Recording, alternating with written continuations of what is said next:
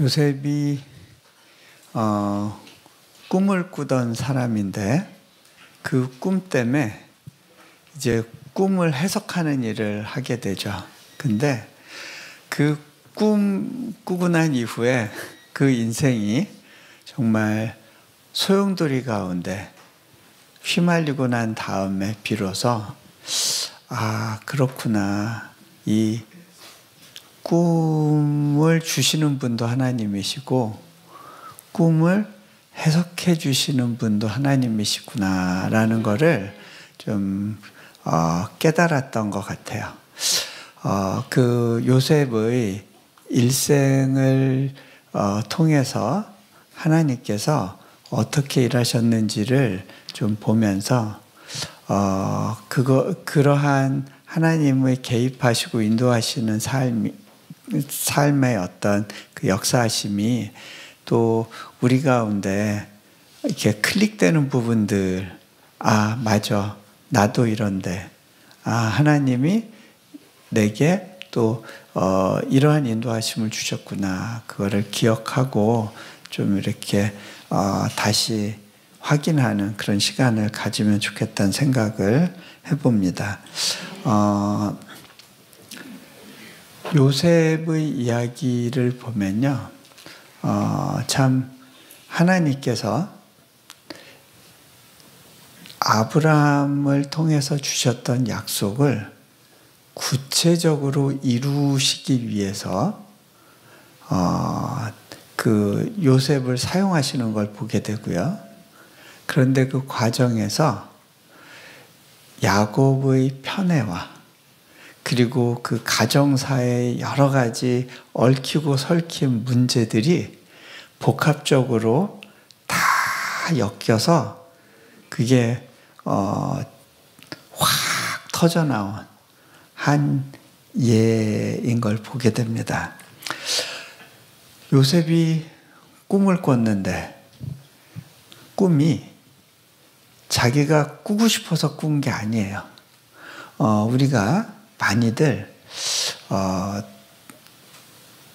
꿈꿔라 이렇게 젊은이들하고 그러면서 도전을 하는 경우가 있어요. 그런데 여러분, 요셉은 꿈을 꾸고 싶었던 사람이 아닙니다. 그리고요, 내가 만드는 꿈은 비전이 아니에요. 하나님으로부터 주어지는 꿈이 비전이에요.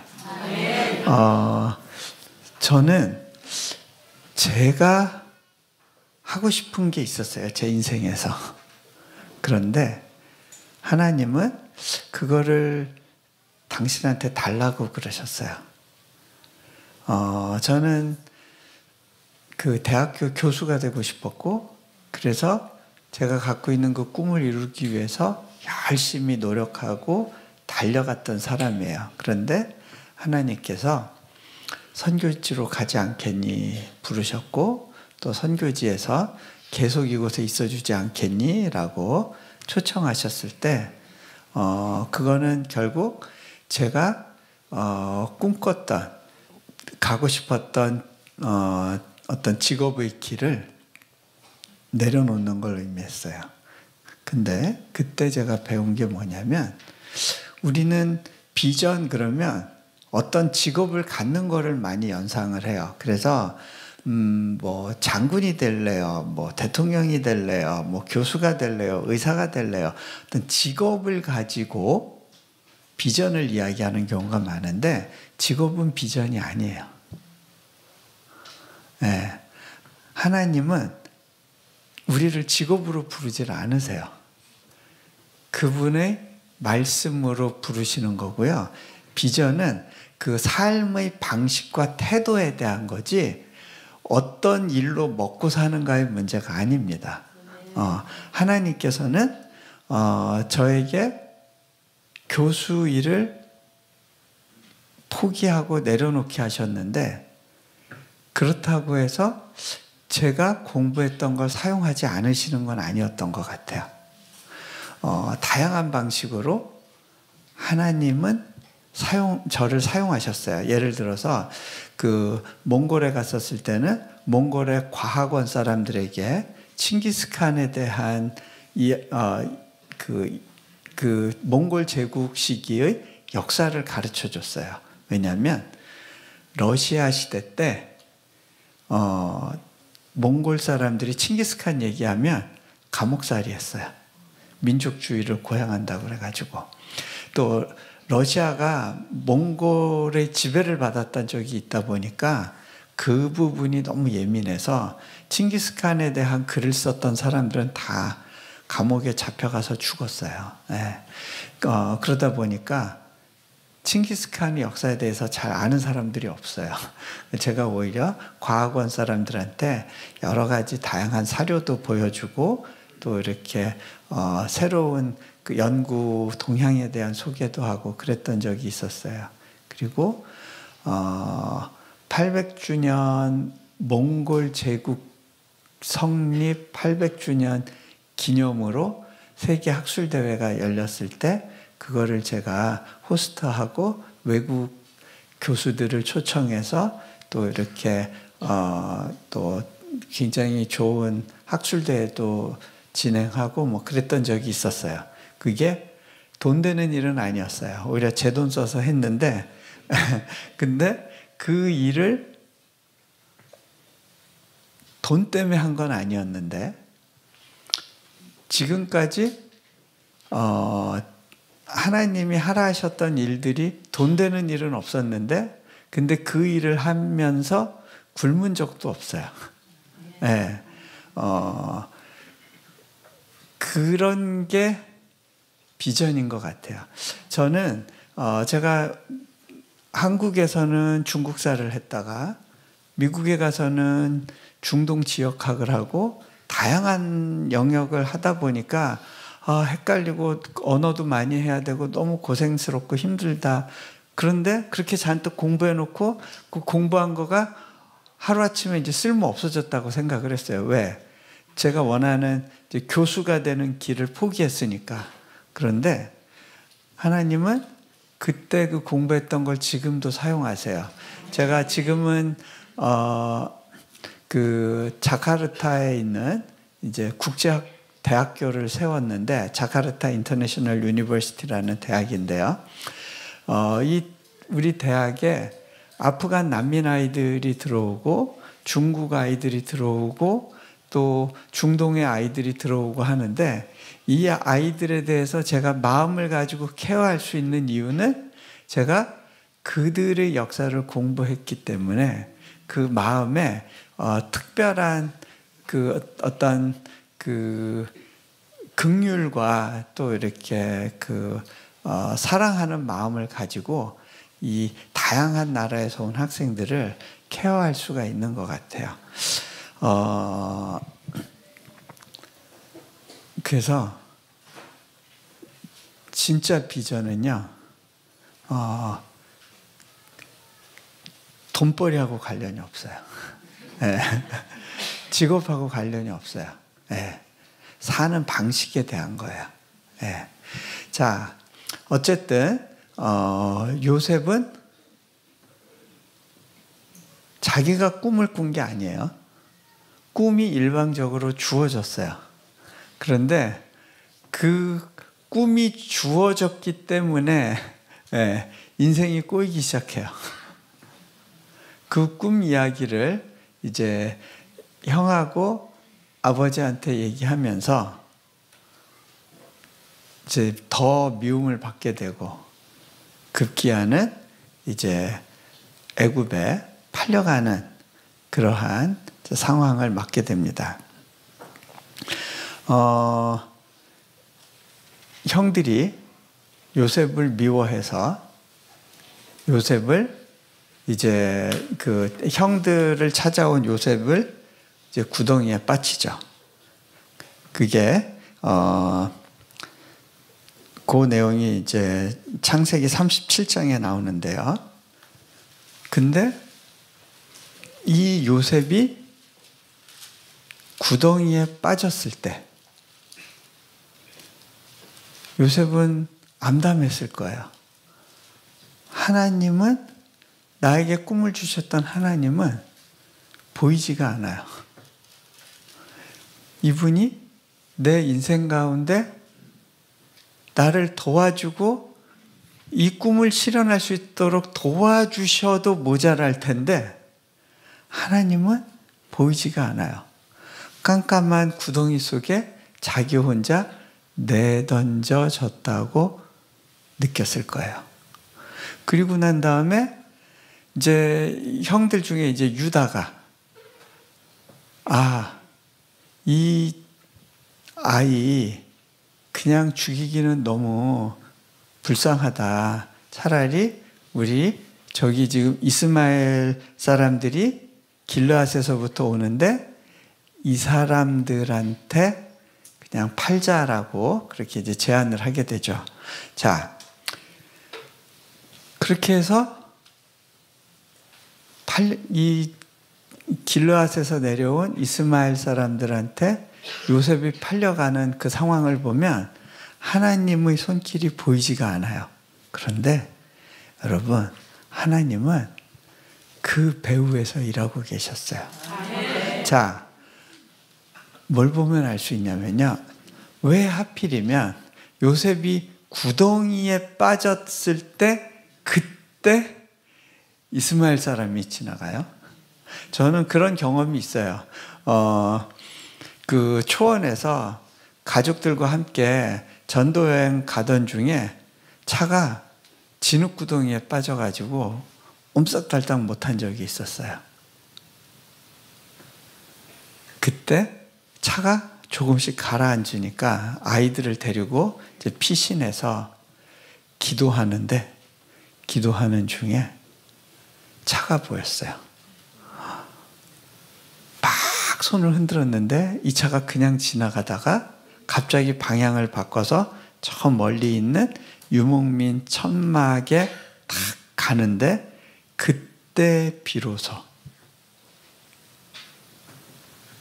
그 사람들이 우리를 보고 와서 보니까 우리 차가 구덩이에 빠져 있어요. 그런데 마침 그때 그 차에 밧줄이 있었어요.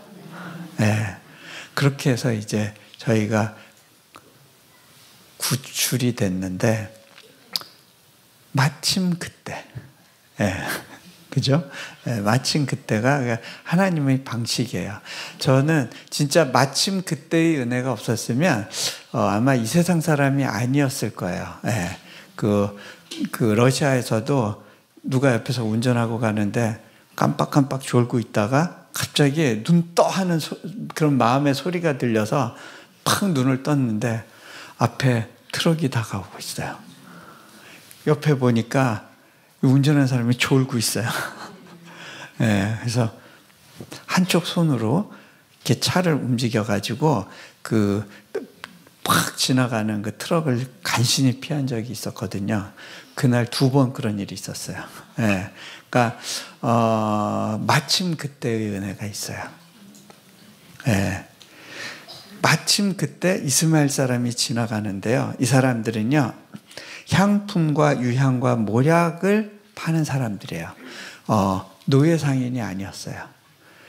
귀중품을 파는 사람들이에요. 그래서 주로 이 상인들은 누구를 상대해요? 귀족들을 상대하는, 돈 있는 사람들을 상대하는. 그러니까 만약 노예 상인한테 팔렸으면 요셉은 어디 피라미드 짓고 그 왕의 이렇게 굴 파고 그러는 용도로 사용이 됐겠죠. 그런데 하나님은 요셉을 보내고 싶은 곳이 있었어요. 보디발의 집. 왜? 보디발이 그 애굽의 바로 왕의 측근이었기 때문에 언제든 하나님의 타이밍에 연결이 가능해요. 그리고 왕궁의 예법과 그 애굽의 그 일하는 방식을 배우기에 이보다 좋은 환경이 없어요. 그러니까 하나님께서는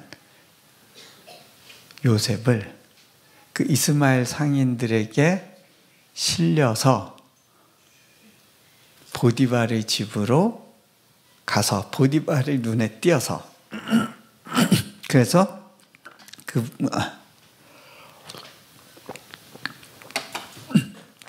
제가 목이 좀 안 좋아서요. 죄송합니다. 그 보디발한테 눈에 띄어서 그 집에서 일하도록 그렇게 세팅이 된 거예요. 하나님은 정의 사자를 보내서 형들을 탁 무찌르고 구출하는 방식으로 일하시지 않으세요. 하나님이 요셉을 애굽으로 보내야 되는 이유가 있었어요. 왜? 가족들도 다 애굽으로 나중에 와야 되고 그 가족들이 살 수 있는 환경을 미리 요셉이 만들어줘야 되기 때문에 그래요.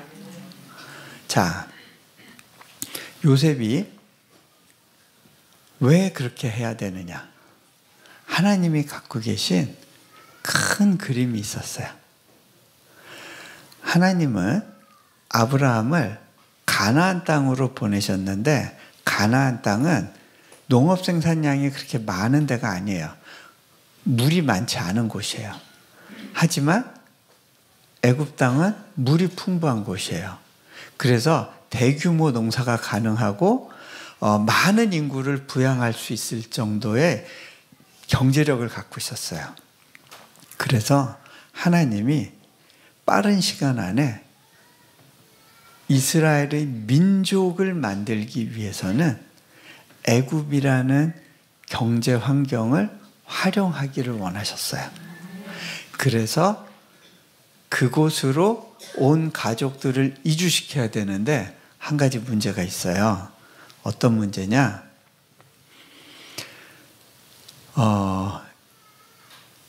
요셉의 가족들은 유목민이에요. 애굽 사람들은 농경민이에요. 농경민은 유목민을 굉장히 싫어해요. 왜? 농경민 옆에 유목민이 살면요, 곡식을 다 망쳐놔요. 그래서 동물을 키우는 사람과 곡식을 키우는 사람을 같은 곳에 둘 수가 없어요.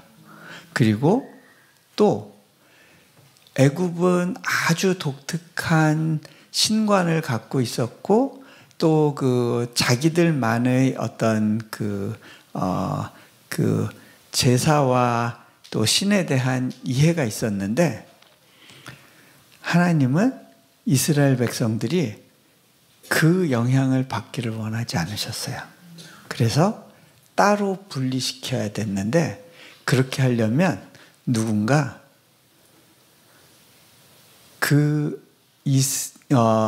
이집트의 권력자가 힘을 써야 되는 거예요. 하나님은 그러한 패턴을 만드시기 위해서, 그러한 세팅을 만드시기 위해서 요셉을 미리 그 땅으로 보내셔야겠어요. 그리고 그 땅에서 단계를 밟으면서 권력자의 길을 갈 수 있도록 하나님은 준비하고 계셨던 거예요. 자, 그렇기 때문에 하나님은 요셉을 보내셔야 되는데 그거를 형들과의 관계에서의 그 어려움을 활용하시죠. 그렇다고 해서 형들이 잘한 건 아니에요. 하나님은 인간의 죄성과 악함도 사용하세요. 제가 인도네시아에서 배운 것 중에 하나는 하나님은 저를 훈련시키기 위해서 그 땅에서 일어나는 수많은 악함과 안 좋은 제도조차도 기꺼이 활용하신다는 걸 배웠어요.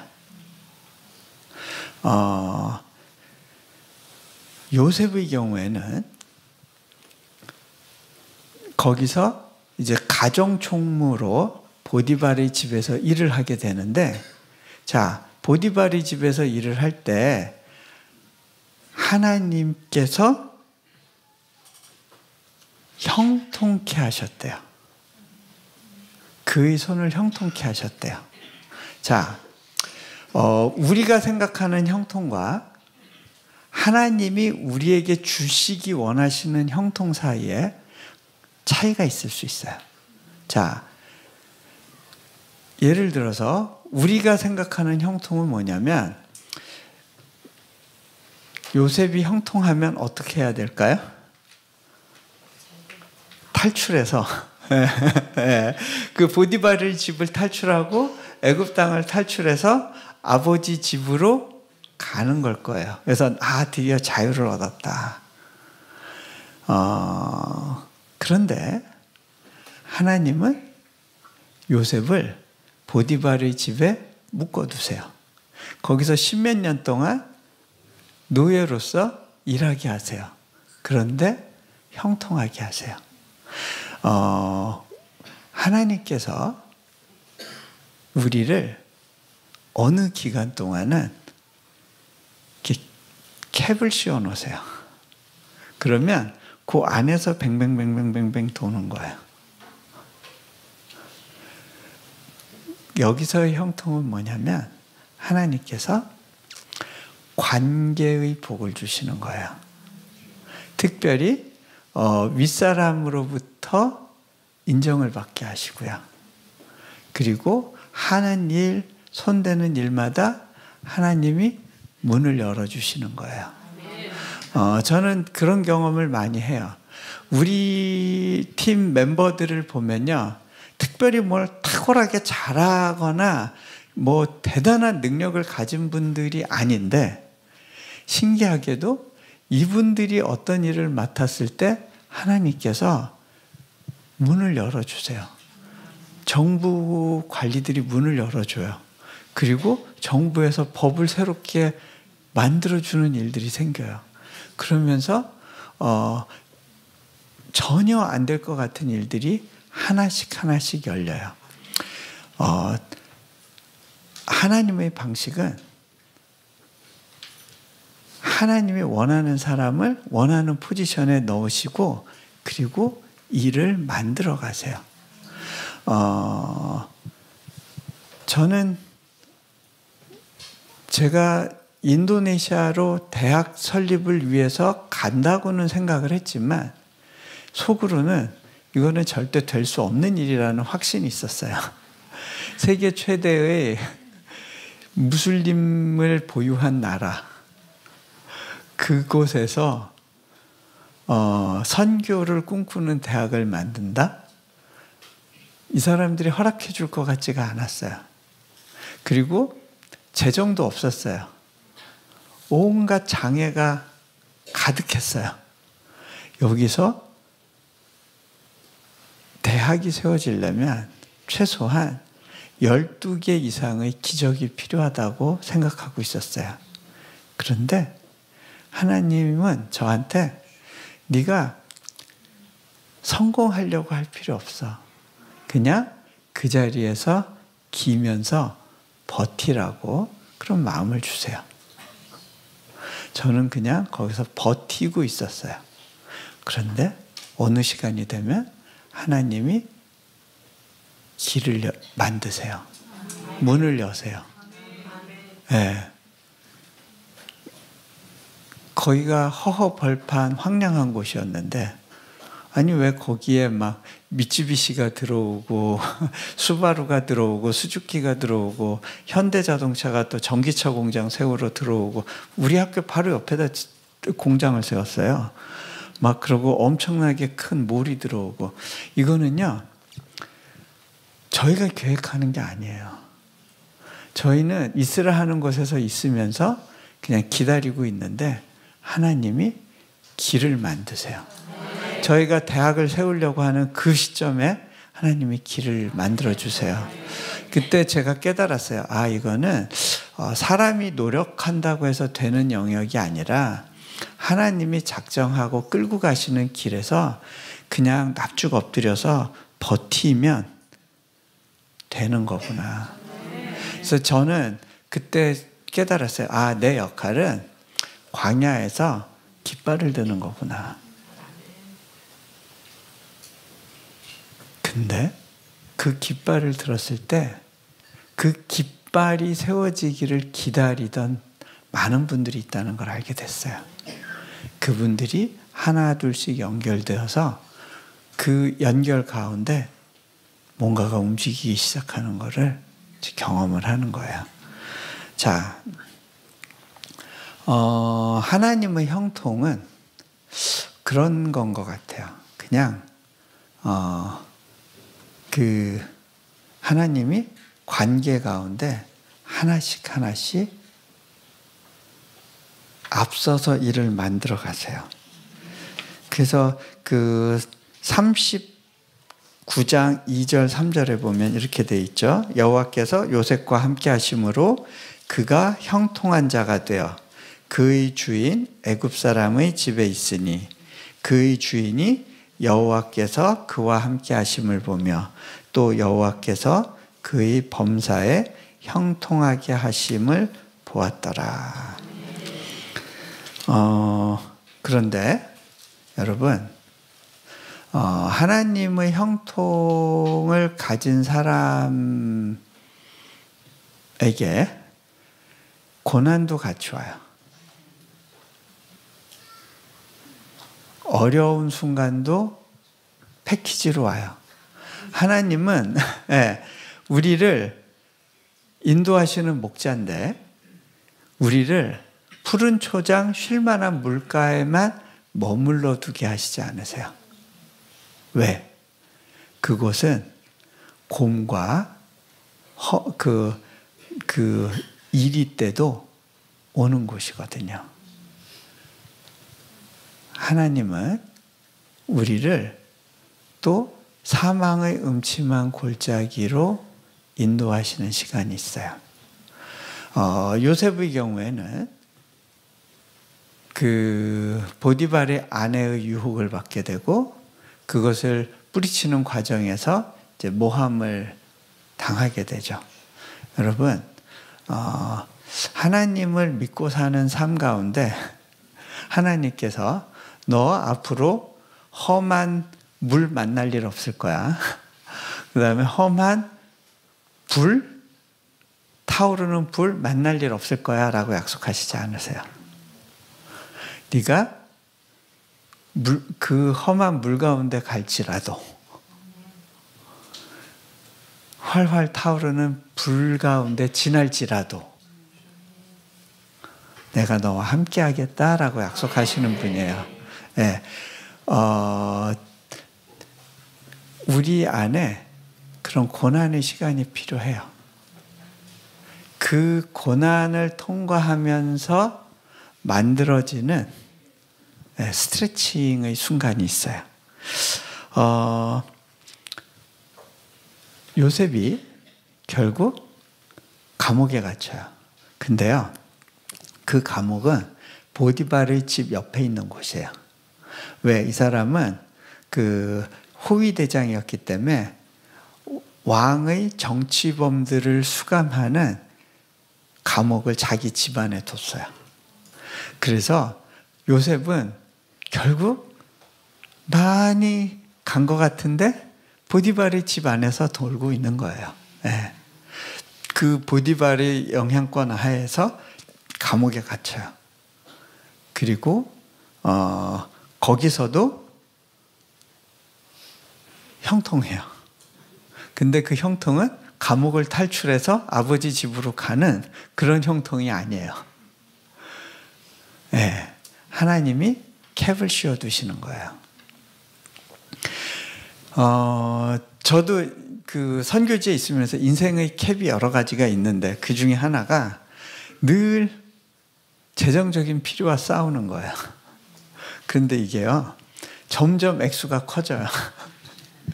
네, 몽골에 있을 때는 뭐 한 처음엔 100만 원 단위였다가 그 1000만 원 단위로 갔다가 이제 인도네시아 와서는 억대 단위였다가 10억 단위, 막 50억 단위 이렇게 재정적인 부담을 가지고 씨름해야 되는 순간들이 있어요. 저는 그게 제 감옥이다 싶어요. 제가 한 번은 어느 선교사님이 기도 편지에 제가 올해 이 학교 건축 마무리를 위해서 2천만 원이 필요합니다 하고 기도한다고 그렇게 기도 편지를 보내셨는데 제가 그걸 보고 이 선교사님 너무 좋겠다. 부담이 너무 가벼워 보이는 거예요. 그래서 참 이분 정도로만 부담을 지고 살면 얼마나 좋을까.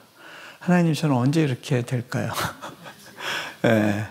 왜냐하면 대학을 세우고 유지한다는 건요, 어마어마한 재정과의 싸움이 필요한 거예요.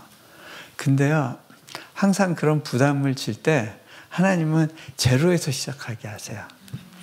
제가 한때는 내려놓은 인세가 꽤 많이 들어와서, 제가 도너 입장에서, 이렇게 후원자 입장에서 이제 몽골에서는 이렇게 나누면서 사역을 할 수 있었는데, 인도네시아 올 때는 하나님이, 야, 몽골에서 내가 준 거 다 거기다 놓고 와라. 인도네시아에는 빈손으로 온 거예요. 근데 재정적인 필요는 어마어마한 거예요. 건물 하나 짓는데 막 50억 원 이렇게. 근데 한 푼도 없이 하나님은 공사 계약하라시는 거예요.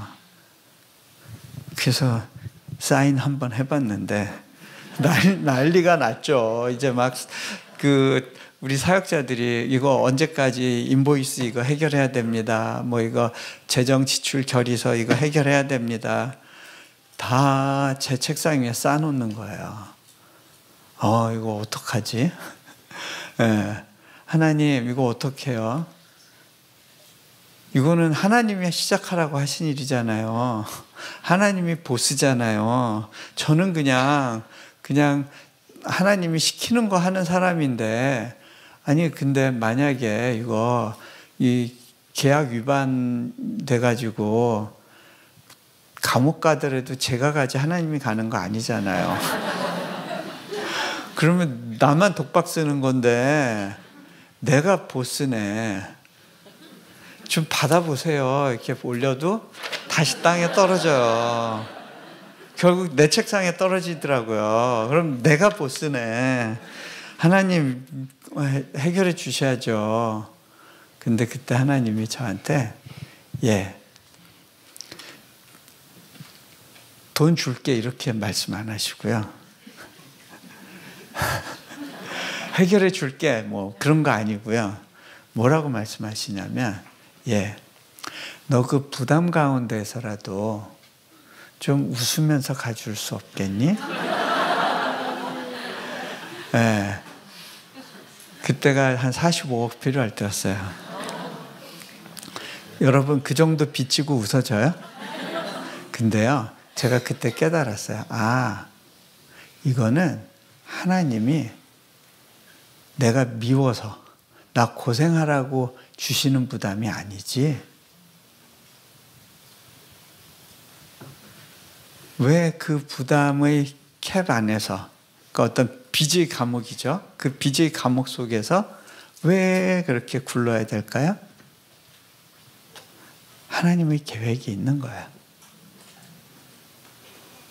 웃으면서 가보라 하시는 거예요. 그러니까 요셉이 감옥에 있어도요, 요셉은 형통하게 하나님이 풀어주시는 거예요.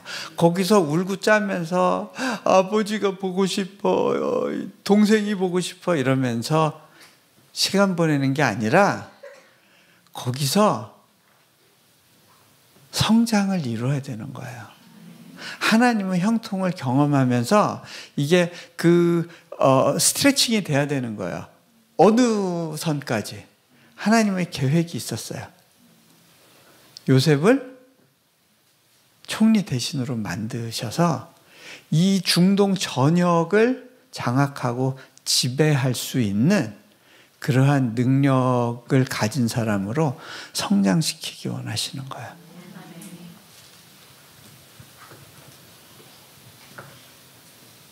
제가 웃으면서 가보지 않겠니? 하나님이 도전하셨을 때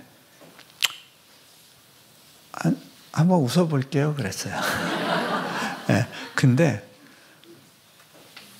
진짜 그렇게 사라지더라고요. 그러니까 저는 원래 그런 사람이 아니에요. 굉장히 이렇게 염세적인 사람이거든요. 그 근심이 많고 뭔가 계획대로 딱딱 안 맞으면 힘든 사람이에요. 제가 원래 계획 세우는 걸 되게 좋아하는 사람인데 계획을 세울 수 없는 환경 속에서만 살게 하세요. 네. 그러면서 이렇게 막 굴리시는데 이유가 뭘까요? 하나님이 원하시는 방식으로 제가 스트레칭 되도록 훈련을 시키시는 거예요.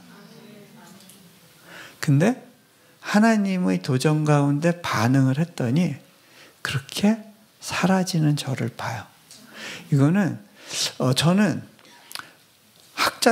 이렇게 서생 출신이에요. 근데 그런 사람을 승부사로 만들려니 얼마나 힘드시겠어요. 네. 보통 사업이 아니죠, 이거는. 네. 그것도 보통 사업가들은 돈을 갖고 시작하잖아요. 네. 돈 없이 하는 사업. 네. 이게 얼마나 배포가 있어야 되겠어요. 이 새가슴 가지고 안 되잖아요. 근데 이 새가슴, 그 뱁새 다리를 황새 다리로 이렇게 찢으시는 거죠. 네. 여러분이 지금 어렵고 힘든 시간 가운데 있다면 그 이유 때문에 그럴 거예요. 여러분 중에 나는 진짜 다람쥐 쳇바퀴 도는데 갇혀있다. 캡 속에 갇혀있다라고 느끼실지 모르겠어요. 그러면 하나님 저에게 요셉의 복을 주세요. 요셉의 형통을 주세요 하고 기도하세요. 그거가 거기서 벗어나는 거를 목표로 하지 마세요. 하나님의 때가 되면 그 하나님이 이거 다 걷어가세요. 근데 거기서 하나님 내가 받아야 될 훈련을 잘 감당할 수 있게 해주세요 하고 버티세요. 자,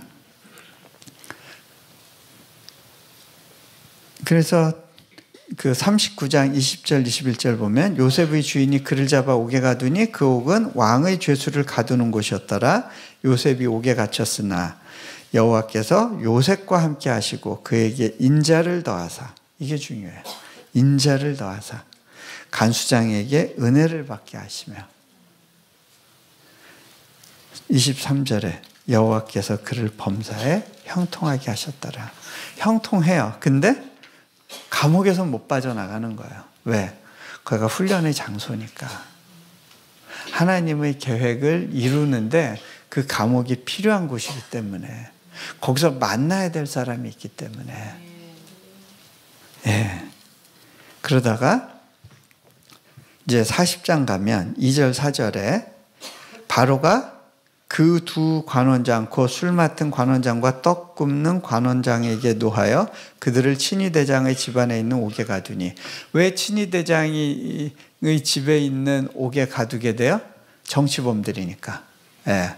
왕의 미움을 받았으니까. 친위대장이 그들을 잡아 넣었는데 그들을 챙기고 관리하는 일을 누가 하는 거예요? 요셉이 하는 거예요. 이 사람들을 만나야 될 이유가 있었어요. 왜? 이 사람들을 통해서 바로에게 연결되어져야 되기 때문에. 그래서 하나님께서 이 두 사람을 넣으세요. 그리고 친위대장이 요셉에게 그들을 수종들게 하며. 예. 자, 그러다가 이 두 사람이 꿈을 꾸죠. 근데 그 꿈에 대해서 요셉이 이야기하는 거예요. 해석은 하나님께 있지 아니하니까. 요셉이 예전에 꿨던 꿈을 생각했을 거예요. 근데 그 꿈에서 그 형들과 아버지가 자신한테 절하는 모습을 보면서 아주 특별하게 생각했겠죠. 그런데 정작 하나님은 그것과는 상반되는 상황 가운데 자기를 인생의 바닥으로 내던지시는 듯한 느낌을 받는 거죠.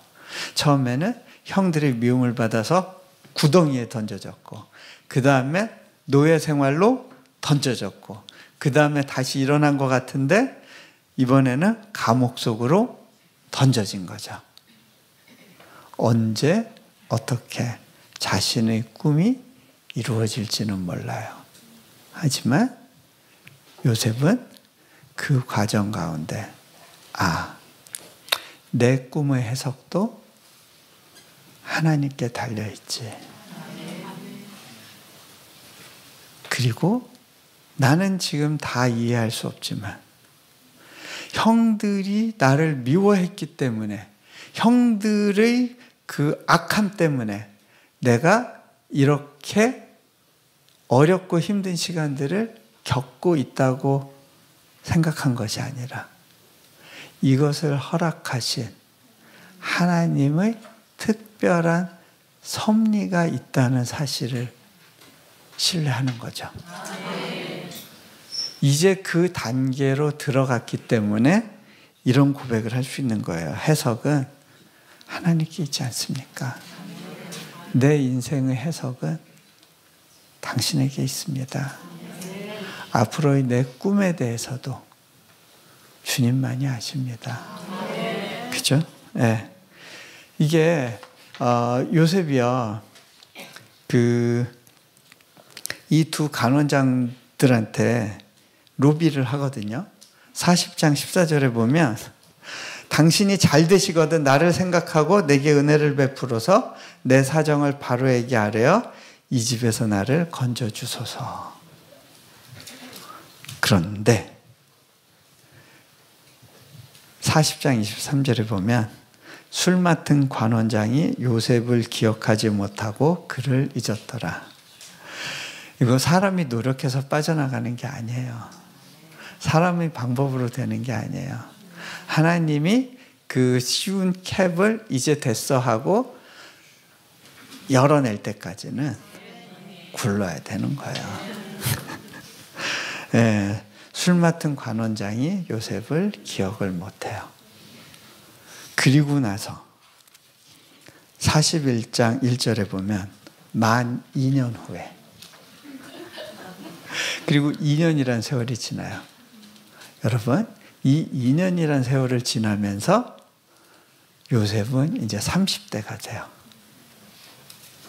왜 이 긴 시간이 필요했을까요?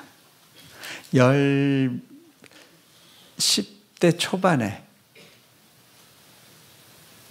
애굽에 붙들려 가서 10수년을 보디발 집에서 그렇게 굴러야 되는 이유가 뭐였을까요? 여러분, 자, 하나님의 계획은 요셉을 총리 대신 만드는 거였어요. 그런데 총리 대신이 되기 위해서는 애굽의 말을 할 수 있어야 돼요. 그러려면 젊었을 때 가야 돼요. 그리고 거기서 인텐시브하게 아주 집중적으로 그 말을 쓸 수 있는 환경 속에 있어야 되는데, 보디발의 밑에서 애굽의 행정 업무 보는 법들을 배우고 문서 쓰는 법들을 배우고 일하는 법들을 배우는 거예요. 그리고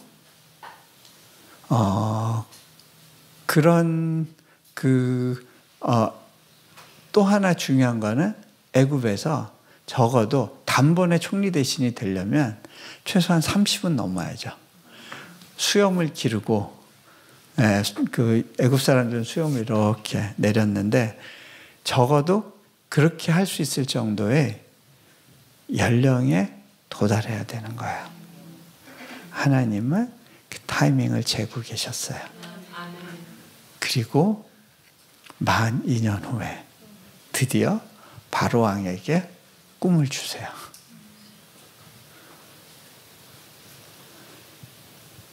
그리고 나서야 비로소 그때 술 맡은 관원장이 요셉에 대해서 기억하게 돼요. 하나님의 타이밍에 하나님의 방식으로 그 캡이 벗겨지는 거예요.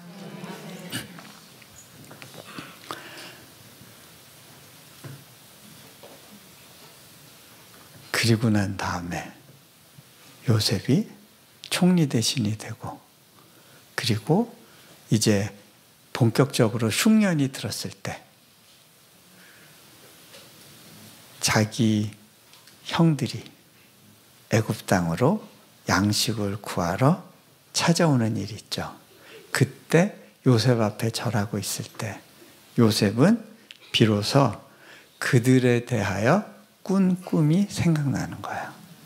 아, 이것이 하나님이 갖고 계셨던 섭리이고 계획이구나.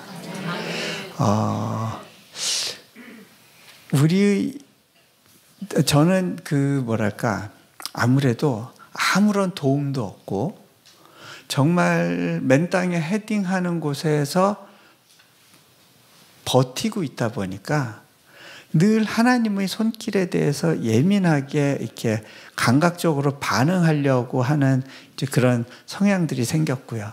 그러다 보니까 하나님이 우리 인생, 특히 제 삶 가운데 개입해서 일해주시는 손길에 대해서 좀 다른 사람들보다는 더 민감하게 이렇게 딱 캐치하는 그런 경우들이 많은 것 같아요. 저희가 이제 지금은 자카르타 국제대학교에서 2년째 졸업생을 냈고요. 그렇게 굉장히 빠르게 성장하고 있는데, 저희 학교에는 특별히 그 아프간에서 온 난민 아이들, 그리고 또 아프간에서 우리가 탈출시켜줘야 되는 그런 크리스찬 아이들, 그 탈레반에게 쫓기고 있던 그런 친구들을 또 받아주기도 했고, 또 기독교 섬에서 정말 공부는 하고 싶지만 교육의 기회가 주어지지 않고 재정적인 여건이 안 되는 그런 애들을 우리가 받아서 또 양육하고 있어요. 근데 이 친구들을 이제 저희가 케어하면, 이렇게 돌보면서 무슨 생각이 드냐면, 야, 이 시점에서 우리 대학이 세워지지 않았으면 이 중에 몇 명은 아마 아프간에서 이 세상 사람이 아닌 애들이 됐을 거고, 얘네들은 교육을 못 받았을 텐데, 야, 정말 요 시점에 대학이 세워졌어야 되는 거구나. 이 녀석들 때문에 하나님이 마음이 너무 급하셨구나. 그래서 이렇게 빠르게 진행시키셨구나라는 거를 느낄 즈음이었어요. 제가 집에서 이렇게 차 타고 나가려고 이제 아이들을 기다리고 있었는데, 제가 집을 이렇게 멀끔히 보고 있다가 갑자기 무슨 생각이 드냐면, 이 집을 내가 옛날에 어디선가 봤는데 하는 생각이 드는 거예요. 이거는 뭐지? 내가 어디서 이 집을 봤지? 제가 한 번도 분주히 다니느라고 제가 살고 있던 그 집을 자세히 못 봤는데, 그날따라 그 집이 뭔가 하고 연결이 되면서 어디서 봤는데 이거 뭐지? 한 적이 있었어요. 근데 제가 곰곰이 생각해 보니까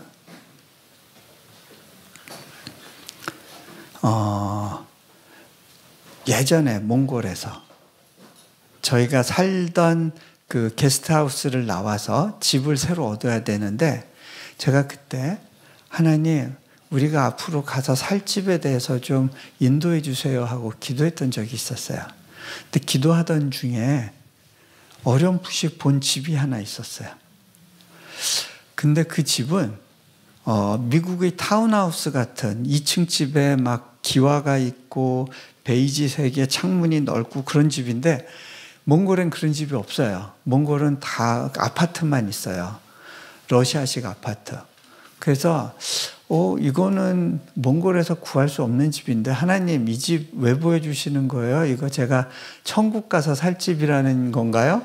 그러면 내가 이 땅에서는 렌트만 하면서 항상 월세, 사골세만 살고 그렇게 보내야 되는 건가요?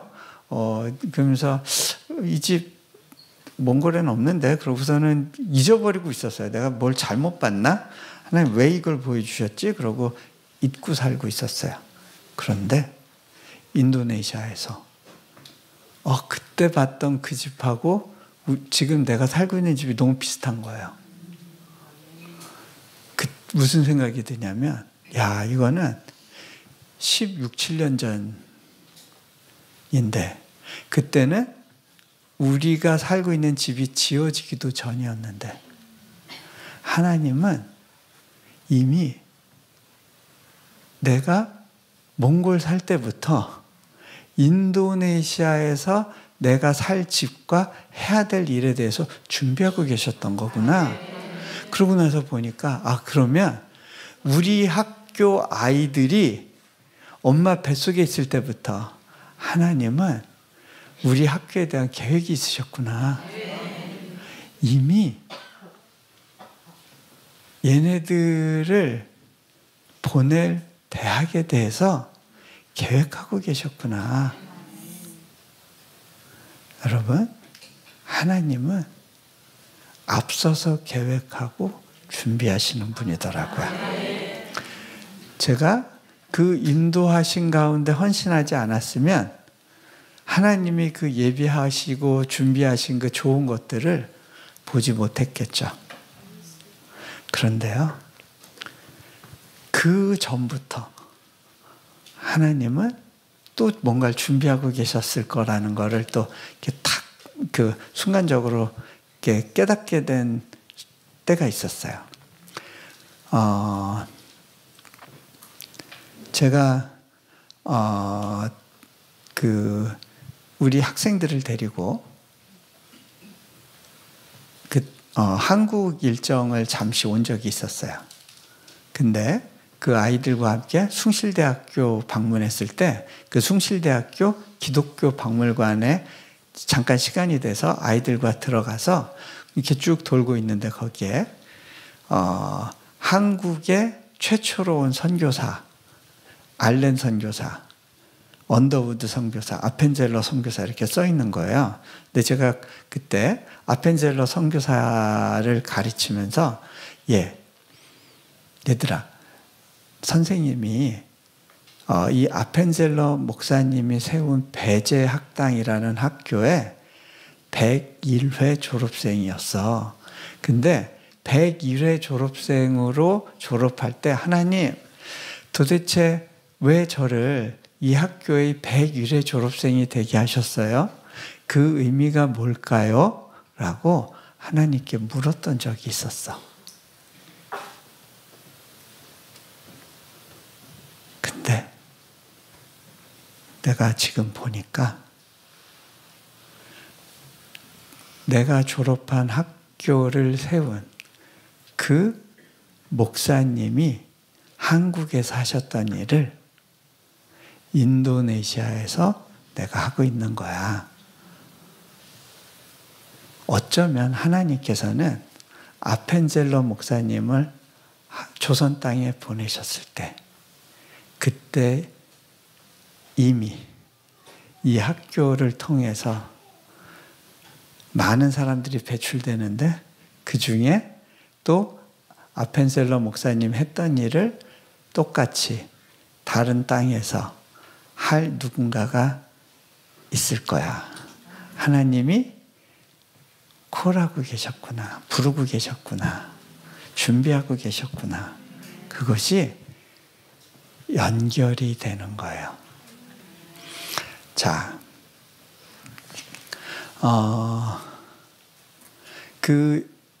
요셉의 이 스토리를 통해서 야곱이 그리고 형들이 그 여러 가지로 얽혀 있었던 관계인 문제가 하나님 안에서 정리되는 시간을 갖게 돼요. 그리고 이들 모두가 애굽에 들어오고 거기서 하나님의 계획 가운데 어마어마한 인구가 만들어져서 60만이라고 하는 그 대군을 가진, 그러면 6, 4, 24 적어도 한 200만이 넘는 그러한 어마어마한 인구가 다시 가나안 땅으로 들어가서 정복전을 하게 되는 거죠. 그 하나님의 계획 속에서 요셉이라는 한 사람을 들어서 땅바닥에 내쳐지는 경험들을 주시고, 내가 왜 이렇게 굴러야 되는지 모르지만 그곳에서 하나님을 경험하는 삶을 살도록 인도하시는 그러한 삶의 여정이 있었어요. 그런데 그것이 성경에만 있는 이야기가 아니에요.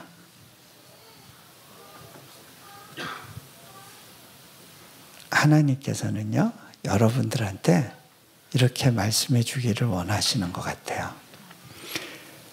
얘야, 네가 지금 감옥에 갇힌 것 같고, 어떻게 보면 누군가에 의해서 조종되는 노예 생활을 하는 것 같고, 네가 있어야 될 자리가 아닌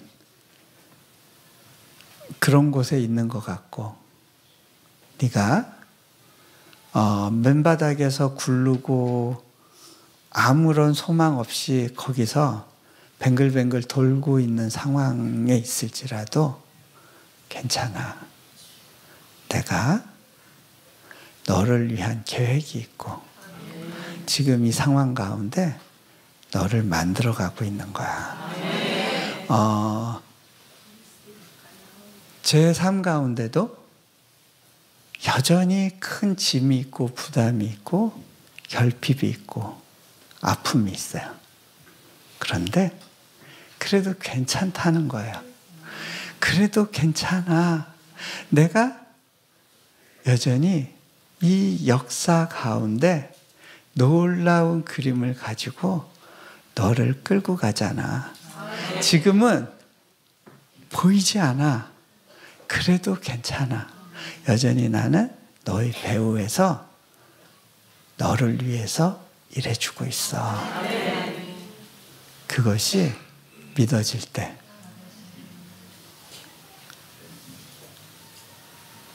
우리는 하나님을 믿는다는 것이 무엇인지를 그 과정에서 배우는 거예요.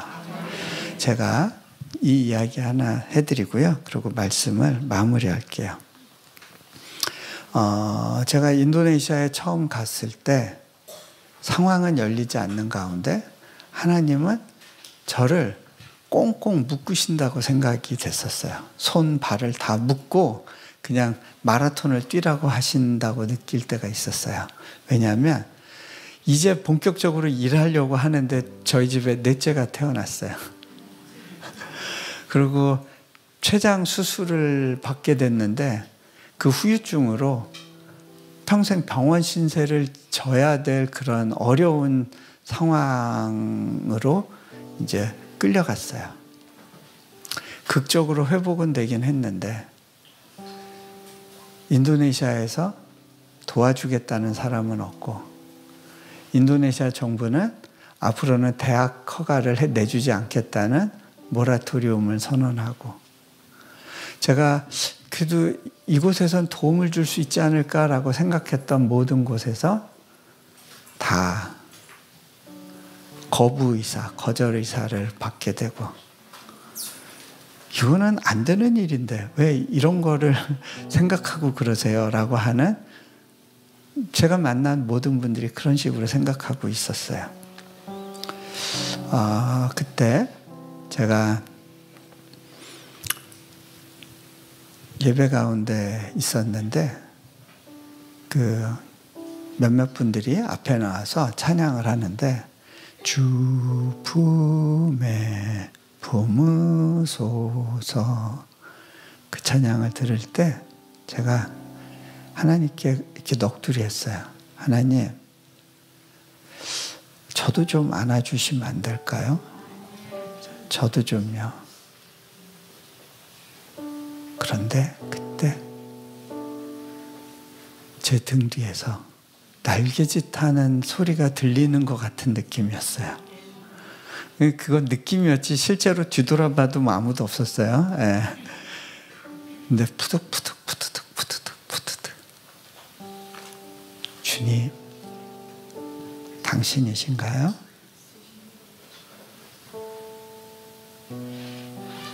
그 순간 저희 그 신음 같은 속삭임 같은 그런 내가 내뱉은 말에 하나님이 반응해 주시고 내 가까이에서 날개짓하고 계시다고 느꼈을 때 그냥 펑 눈물이 터졌어요. 그때 하나님이 제게 물으시더라고요. 예, 너의 인생이 다람쥐 쳇바퀴 도는 것에 갇혀 있는 것 같고 아무런 돌파도 없는 것 같고 그렇게 너의 소중한 기회를 다 낭비하고 있는 것 같은 그런 상황 가운데에서라도 너 여전히 나로 인해서 만족할 수 있겠니?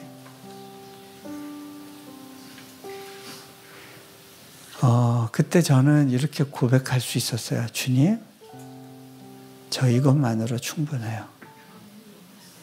주님의 안아주심, 이것만으로도 저는 충분해요. 요셉이 감옥에 갇혀 있어도 괜찮아요. 그 주님이 함께 하시는 그 확신만 있으면 그곳은 여전히 살만한 곳이에요. 하나님이 나를 향한 특별한 계획 가운데 그곳에 넣으셨다는 사실만 이해할 수 있으면 괜찮더라고요. 몇십억 빚지고 가는 거 계속 그 필요와 싸우고 눌리면서 가는 거 괜찮더라고요. 안 망해요. 그리고 우울하지 않고 갈 수 있어요. 여전히 웃으면서 갈 수 있어요. 또 거기서만 배우는 하나님이 있어요.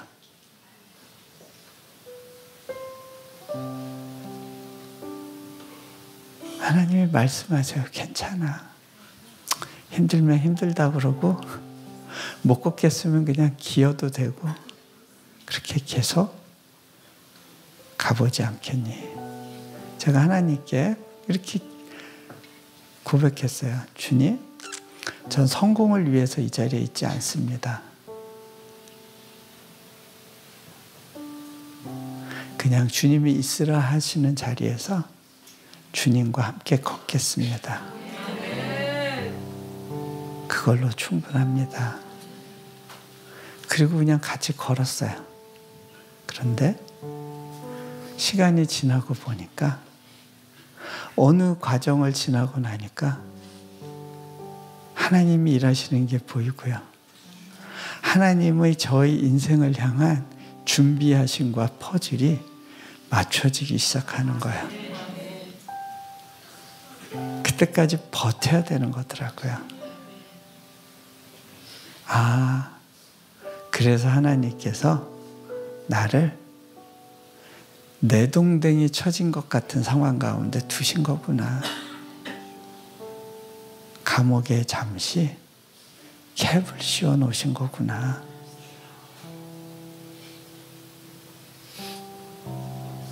여러분이 어떤 어려움을 갖고 있는지 모르지만 그래도 괜찮아요. 안 망해요.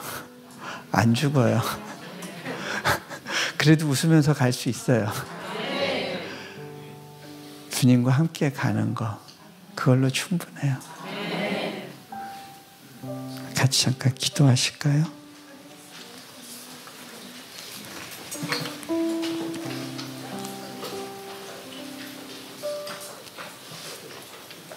요셉은 다 알지 못했습니다.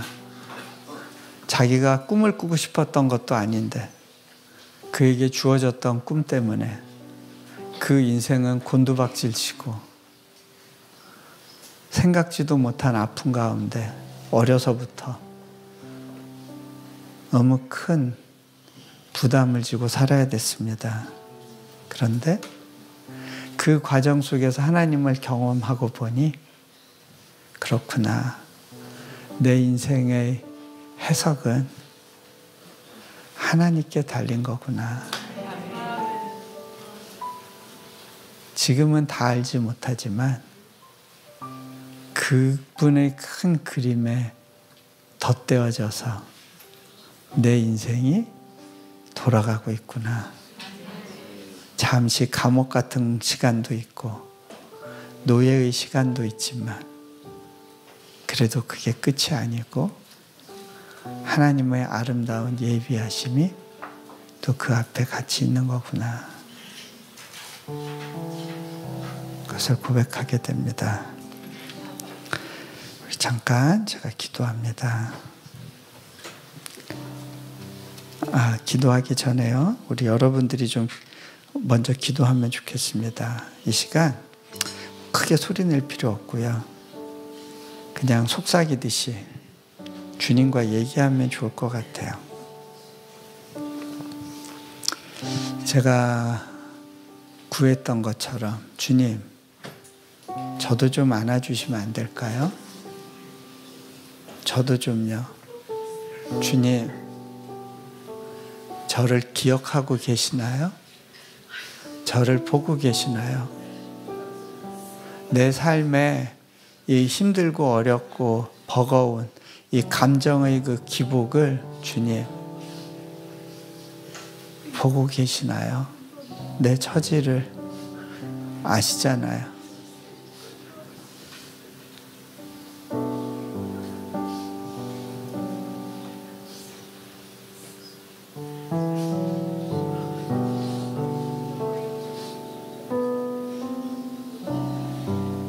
저도 좀 안아주시면 안 될까요?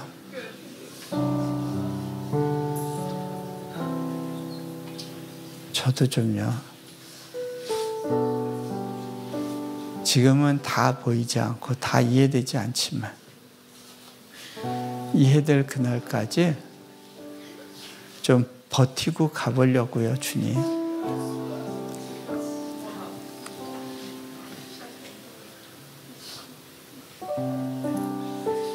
내 짐이 무겁고 힘들어도 주님과의 그 동행, 그 잡은 손을 놓지 않고 계속 가보려고요. 이 길에서 뭐 대단한 걸 이루는 걸 기대하지도 않나요? 그죠? 주님을 더 경험하고 만나고 누리고 그리고 주님의 나의 인생을 향한 계획의 한 조각만이라도 내가 만지듯이 이해할 수 있다면 주님, 그걸로 충분할 것 같아요. 시간 그렇게 주님께 여러분의 마음을 열어내어 드리면서 잠시 기도의 자리로 나아가겠습니다. 같이 기도합니다. 주님,